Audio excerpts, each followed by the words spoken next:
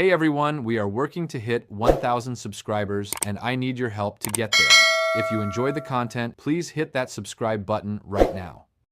You just watched Caitlin Clark do something that no other player in this league, man, woman, or otherwise, could have done in that moment.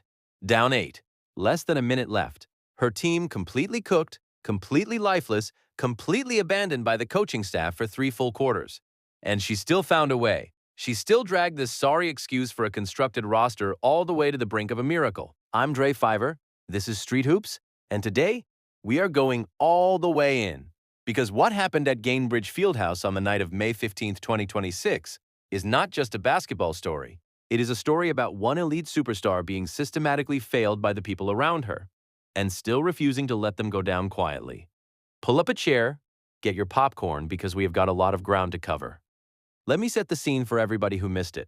The Indiana Fever lost to the Washington Mystics 104-102 in overtime, with Caitlin Clark finishing with a game-high 32 points and 7 made three-pointers. Clark hit a clutch triple to force overtime, but the Mystics held on to win and improved to 2-1 on the season. That right there, on paper, looks like a competitive basketball game. A close one. An entertaining one. But when you peel back the layers of this thing, when you look at what actually happened in that building from tip-off to the final buzzer, what you find is one of the most infuriating, maddening, inexcusable coaching performances in recent WNBA memory. And Dre Fiver is not going to sugarcoat it for anybody. Not today. Not on this channel. Here is where the story starts. The Fever hit 6 of 7 three-point attempts in the first quarter and jumped out to a 2-8-2-1 lead. Then Washington scored the last 5 points of the first quarter and outscored the Fever 20-9 in the second to lead 4-1. 3-7 at the break. Read that again. 20-9 in the second quarter. A 9-point lead evaporated. A team that was cooking on all cylinders, with Caitlin Clark dropping back-to-back triples to start the game, suddenly looked like they had never played basketball before in their lives. And the reason, the fundamental, unavoidable, undeniable reason, is standing on the sideline in a blazer looking confused. Her name is Stephanie White. And today, Street Hoops is putting her on the stand. According to multiple analysts and commentators following the game, White's rotation decisions were nothing short of coaching malpractice. One widely shared critique specifically called out how she structured her lineup, pointing out that she left Clark and Aaliyah Boston separated for far too long, which caused the offense to completely collapse. And the commentary did not stop there. Multiple basketball observers were equally perplexed that White sat Caitlin Clark for 6 minutes during a stretch where the Fever went completely cold, keeping what critics called slop ball on the floor instead of the league's premier offensive weapon. This is not one random fan losing their mind in the comments section. These are basketball people. These are people who watch film, who study the game, who understand how rotations work. And they are all looking at the same thing and arriving at the same conclusion. Stephanie White took a team that was rolling and she broke it. Now, I want you to understand something. It is not just that White sat Clark. It is the timing of it.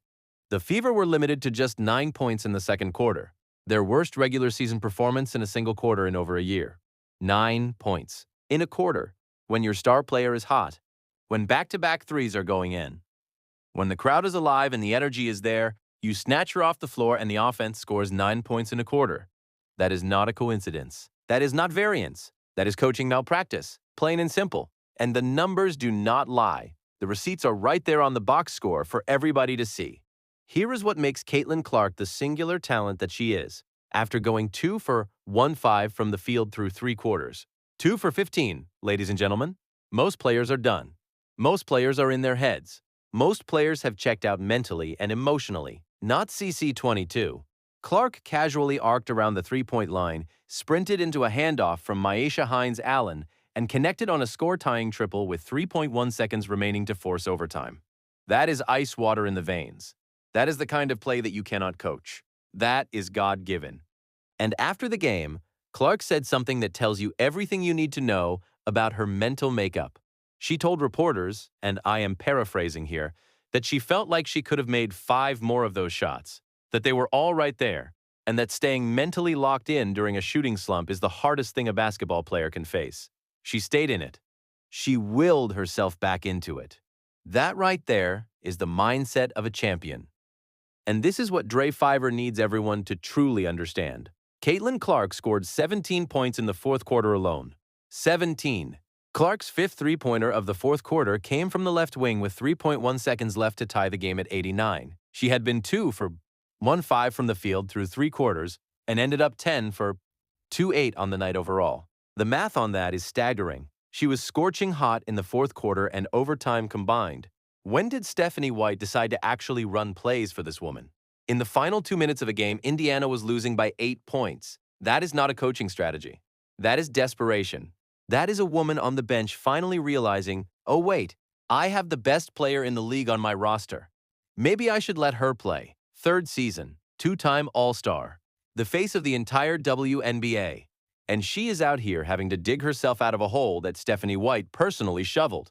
That is the reality of this situation, and no amount of spin changes that. Now, Stephanie White is not the only person who needs to answer for this game, because Street Hoops is a no-bias zone. We call it how we see it, and what we saw from Kelsey Mitchell in this game was deeply troubling. Let me be crystal clear. Kelsey Mitchell is a talented basketball player. She can score, she has range, she has athleticism. Nobody is taking that away from her. But there is a habit, a pattern, a compulsion almost, that keeps showing up on film. And in a game where Caitlin Clark is on fire, literally ablaze in the fourth quarter, the ball should not be in Kelsey Mitchell's hands at the end of overtime. Full stop. No debate. No discussion. Kelsey Mitchell added 24 points for the Fever on the night but missed 2 free throws in the last minute of overtime and a contested 2-pointer from the left corner as time expired. 2 missed free throws in the final minute of overtime. A missed shot at the buzzer. And Dre is going to be honest. Those are not just missed shots. Those are the physical manifestation of a deeper philosophical problem with how this offense operates. Mitchell's ISO-heavy style, her tendency to dribble the clock down and take contested pull-ups rather than feed the hot hand, is a structural problem with this Fever offense. It has been a problem for years, and it reared its ugly head on the biggest stage at the most critical moment once again. When you have Caitlin Clark in the midst of an all-time fourth-quarter performance, 5 three-pointers in a single quarter, 17 points, dragging her team back from the dead, the ball cannot be in Kelsey Mitchell's hands in the final possessions of overtime. That is not a knock on Mitchell as a human being. That is just basketball reality. The hot hand principle is one of the most fundamental concepts in the sport. You ride the wave, you feed the heater. And tonight, that wave had a name, and her name was CC22. Multiple analysts following the game made the point emphatically that Clark needs to be the focal point of every single late-game situation, and Dre agrees 100%. If you trust Kelsey Mitchell more than Caitlin Clark in a clutch moment in 2026, your compass is not just broken, it has been shattered into 1,000 pieces. Now let us give credit where credit is absolutely due, because Dre Fiver is a fair man. The Washington Mystics came into Gainbridge Fieldhouse and they were bailin'. Sonia Citron scored a career-high 30 points. Kiki Iriafen put up a career-high 25 points and grabbed 13 rebounds. The Mystics as a team shot 56% from the field. That is a ridiculous shooting performance. That is an elite team performance, regardless of how young this roster is. Citron and Iriafen combined for 44 points after halftime alone. Shakira Austin added 19 points and 9 rebounds. Washington was not just good, they were exceptional. And here is what makes the Fever's collapse in the middle quarters even more inexplicable and more damning. The Mystics are young, very young. According to game reports, Washington did not feature a single player over the age of 25 in their starting lineup. This is a team built on youth and energy and fearlessness, and that fearlessness showed up in every single possession throughout the night. Iriafen did not miss a single one of her 6 shots in the entire third quarter, including a splashed three-pointer that put the Mystics up by double digits. She was unconscious, she was in a zone, and the Fever had absolutely no answer for it. And let us not forget the dramatic moment at the end of regulation that nearly ended everything before overtime could even happen. Mystics guard Sonia Citron appeared to make a game-winning shot from beyond half-court at the buzzer, a moment that sent the building into chaos and Fever fans into a full collective cardiac event. But video review confirmed the ball was still in her hands when the final buzzer sounded, erasing the basket and sending the game to overtime. The basketball gods decided they wanted more drama. They got it. But ultimately, the Mystics had more than enough in the tank to finish the job in overtime. And rookies Cody McMahon, making her WNBA debut, stepped up and scored 13 points, including 5 critical points in overtime, to help close it out. A rookie on her debut night. On the road, helping to put away a Caitlin Clark-led team. that tells you everything you need to know about the current state of the Indiana Fever.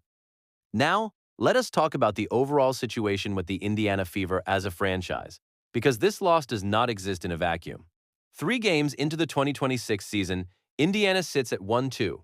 They have already lost both of their home games. They are already dealing with a significant injury to Elijah Boston, who left this game in the third quarter with a lower leg injury and did not return. And they are already fielding loud, legitimate, well-documented calls for the coaching staff to be held accountable. 3 games in, that is where we are. The injury to Boston cannot be understated. Even before she went down, Boston had been quiet, 9 points and 4 rebounds in 20 minutes of action. But losing her entirely for the fourth quarter and overtime transformed an already paper-thin bench situation into a full-blown crisis. And this brings Dre to a broader conversation about roster construction, depth, and the fundamental philosophy of how this team is being built. When your 2 stars combine for 56 points in a game, and you still lose by 2 in overtime, something is structurally broken at the foundation. The paint battle was a disaster. Indiana was outscored 48-28 in the paint, despite launching 42 three-point attempts over the course of the game. 42 threes. You attempted 42 threes, and you lost. That tells you that this offensive strategy is entirely one-dimensional, entirely perimeter-dependent, and that athletic, physical, paint-dominant teams like Washington are going to exploit this blueprint every single night. And I would be completely remiss if I did not pause and acknowledge what happened before this game even started. Because the cruelest irony of this entire night is that Caitlin Clark was being celebrated before tip-off. According to reports, Clark was honored before the game for being the fastest player in WNBA history to reach 1,000 career points, 250 rebounds, and 250 assists combined. She also passed a franchise legend on Indiana's all-time assist list during the first quarter of the very same game. This woman is not just a great WNBA player. She is a generational athlete rewriting record books in real time, and she was being celebrated for exactly that. There was a ceremony. There was recognition. The crowd gave her the love she deserved. And then, for 3 quarters, she was handled as if she were an afterthought. As if the game plan did not revolve around her. As if the Fever could somehow function at a winning level without leaning into the greatest weapon they have on that roster. In what world does that make any sense? In what tactical universe is it acceptable to take your most celebrated, most decorated, most clutch player, fresh off a standing ovation and a milestone ceremony in her honor, and then fail to maximize her presence for the majority of the game that follows? Earlier in the season, Stephanie White publicly acknowledged the pressure of coaching Clark. She told reporters that Clark challenges her every day to be better, that Clark's skill set and basketball mind are both elite, and that it forces the entire coaching staff to put the team in positions that allow Clark to do what she does best. Those are the right words.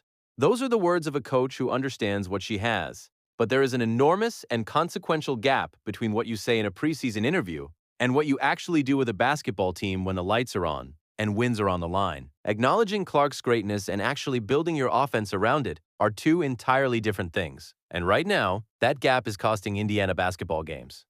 So where does this leave us? Where does the Indiana Fever go from here? Because after 3 games, the issues are clear and they are well documented. The offense too often collapses into isolation basketball. Analysts who cover this team full-time have been openly calling out the lack of on-court chemistry despite this roster being largely the same group that was together last season, arguing that the chemistry should be near perfect for a team with this much continuity and that the failure to display it is a coaching and system problem, not a talent problem.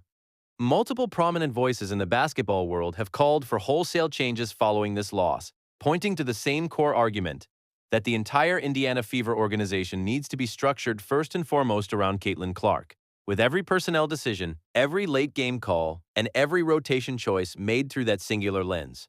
Some will say it is too early for those conversations after just 3 games. But here is what Dre Fiver will say in response to that. It is never too early to talk about accountability. It is never too early to ask whether the people in charge of maximizing a once-in-a-generation talent are actually doing their jobs at the level those jobs demand. Caitlin Clark cannot keep carrying this team on her back in spite of the coaching staff. She cannot keep manufacturing miracles out of chaos every fourth quarter and expect to win championships on the back of individual heroics alone. At some point, the infrastructure around her has to rise and meet her at her level. The system has to deserve the player. Right now, it does not. And that is the cold, hard, uncomfortable truth that the Indiana Fever organization needs to sit with tonight. The good news, and there is genuine good news here, is that Caitlin Clark is clearly healthy, clearly motivated, and clearly locked into this season with something massive to prove. She said after the game that staying mentally present during a shooting slump is the hardest thing a basketball player can face, and she did exactly that tonight. She stayed present, she stayed ready, and when the moment arrived, when the game was on the absolute brink, she delivered. That is a player who is dangerous every single night. That is a player who gives her team a chance regardless of the circumstances surrounding her. And as long as CC22 is on the floor for Indiana, this team is never out of any game. Never. But dangerous alone is not enough. Resilience alone is not enough. Even Stephanie White acknowledged after the game that the team has been putting too much pressure on the offense to be perfect when they are not consistently defending, and that making shots has been dictating how well they play defense, which she called disappointing. That is a real admission. That is a coach recognizing a real problem out loud. But here is the thing. Recognition without action is just words. The Fever are 1-2. The clock on this season is ticking. The competition in this league is not waiting for Indiana to figure itself out. And the WNBA world is watching every single move this franchise makes. Every single night. There is one final thing Dre Fiver wants to lead you with. And it is this. Caitlin Clark going 2-4, 1-5 for 3 quarters, and then erupting for 17 points in the fourth to nearly steal a game that her team had no business being close in. That is not just a sports highlight. That is a statement of character. That is a player telling her organization, her coaching staff, her teammates, and the entire world, I am not going anywhere. I am not going to quit. No matter what you throw at me, no matter how badly the situation is managed around me, I will find a way. That is why people fill arenas to watch this woman play. That is why this league is bigger than it has ever been. That is why this story is going to keep being told week after week, game after game, all the way until somebody finally builds the right structure around her and lets her go win a championship the way she was born to. This is Street Hoops. I'm Dre Fiver, and we are just getting started. If this breakdown hit different today, if you felt every word of that, smash that like button right now. I am talking about a full open palm to the screen. Let me feel the energy from here. Drop your thoughts in the comments section below. Is Stephanie White the problem? Is Kelsey Mitchell the problem? Or is this just a talented team that needs more time to find itself? I want every single take. No filter, all fire, straight to the point. And if you are not subscribed to Street Hoops yet, what are you actually doing with your life? Hit that subscribe button, ring the notification bell, because we drop this kind of no filter, go all the way in basketball content every single time a story demands to be told. And right now, the Indiana Fever are giving us content every single game. Dre Fiver, Street Hoops, we out.